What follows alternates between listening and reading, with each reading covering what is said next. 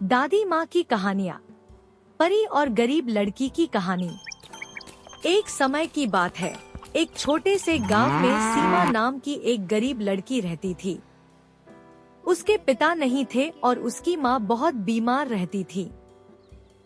सीमा रोज जंगल से लकड़ियाँ लाकर उन्हें बेचती थी ताकि घर का खर्च चल सके। सीमा बहुत मेहनती और दयालु थी।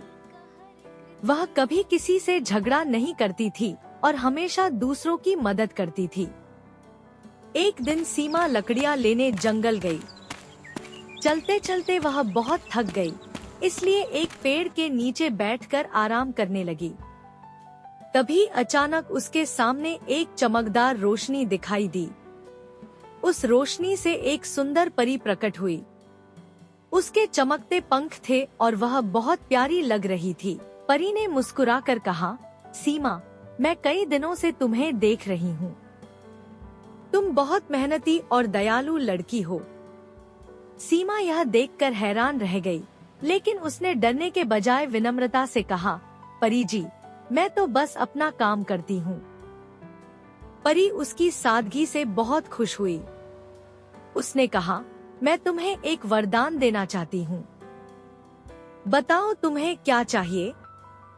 सीमा कुछ देर सोचकर बोली, परी जी, मुझे अपने लिए कुछ नहीं चाहिए, बस मेरी माँ जल्दी ठीक हो जाए। परी उसकी बात सुनकर बहुत खुश हुई।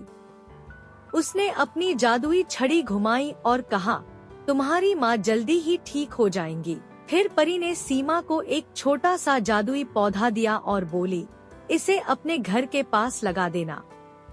जब तुम इसकी देखभाल करोगी तो यह तुम्हारे घर में खुशियाँ और समृद्धि लाएगा।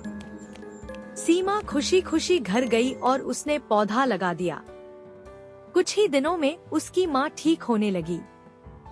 धीरे धीरे वह पौधा बड़ा होकर फल देने लगा और उन फलों को बेचकर सीमा का घर अच्छे से चलने लगा।